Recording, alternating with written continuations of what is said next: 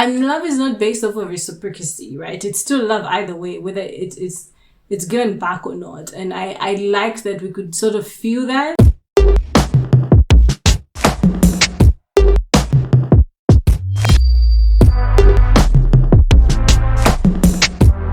Hi, Chibirgo here and welcome to my YouTube channel. If you've seen my previous video or not, I'm doing a Reading Africa challenge where I'm reading an African book from every African country. I'm reading a book from every African country. And so the first country I picked was Ghana. Like my previous video said, I just kind of picked randomly. It showed up on my screen. I'm like, well, we're just gonna go with Ghana. The book that I had so many options. There were so many good books from Ghana. So some of the options include The Beautiful Ones Are Not Yet Born, the title, just the title, and the reviews. The reviews for this book are off the chat, honestly. I don't know how I ended up not reading it, honestly.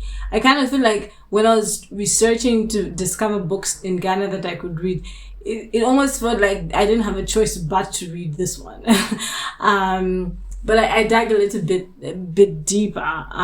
But it has such great reviews. I'll share the synopsis of the book for those that might want to read it.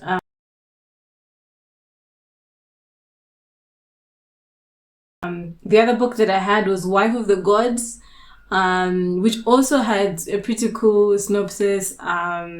Almost read it, but I was like, okay, let me look at other books.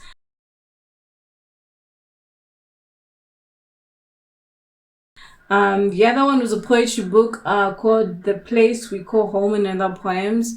But I didn't think poetry would be a great place to start for the first book and the first country. Maybe with other countries I will try and pick up some poetry books. But I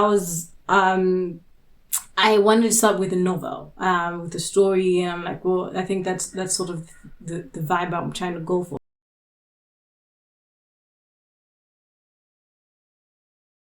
And then, of course, there was the one and only Homegoing by Gyasi or Gyasi. I don't know how to pronounce her surname.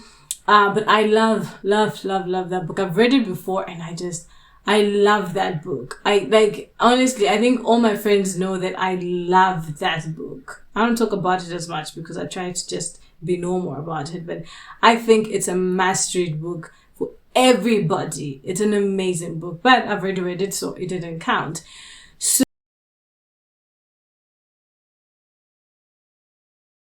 So I ended up with His Only Wife by Peace. Reason why I picked it also, I think at the time I was looking for books. It was January, I think.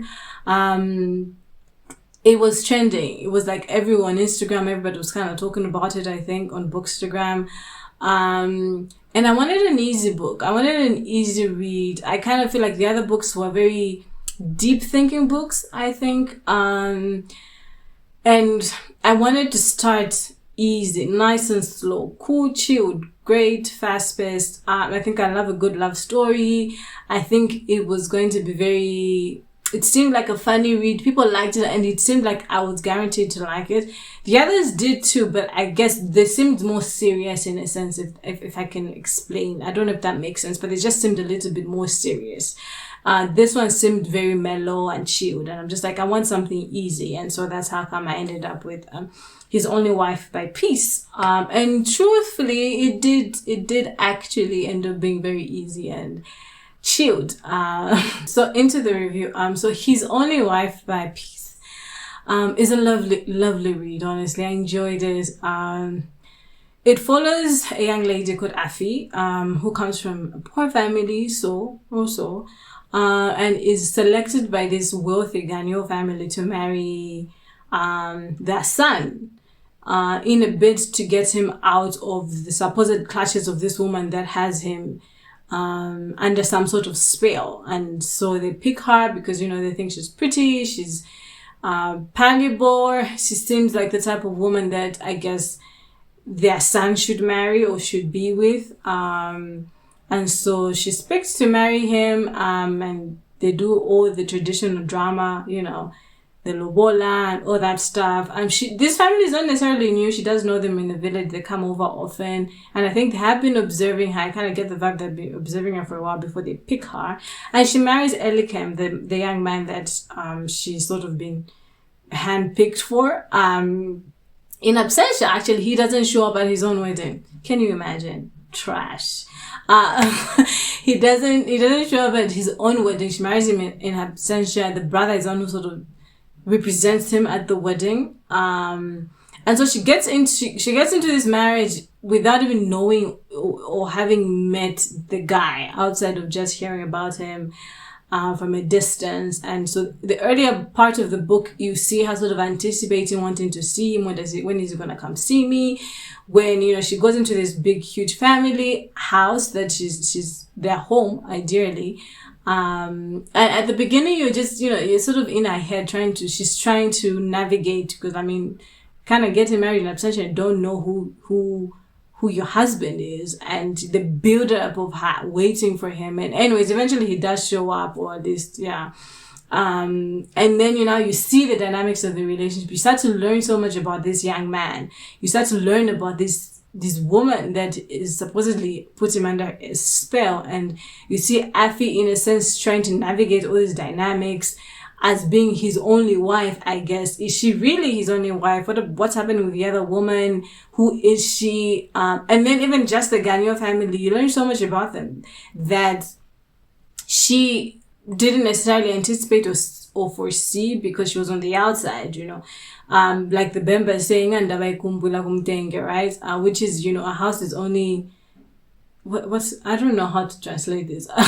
You see the beauty of a house from the roof. No, you admire a house from the outside. I guess you don't really know what's happening on the inside. And so as she gets into this family that she was, in a sense enamored by, in love with, crazy about, and she gets into it and realizes, well, it's not all that glitters is gold. Yeah, not all that glitters is gold.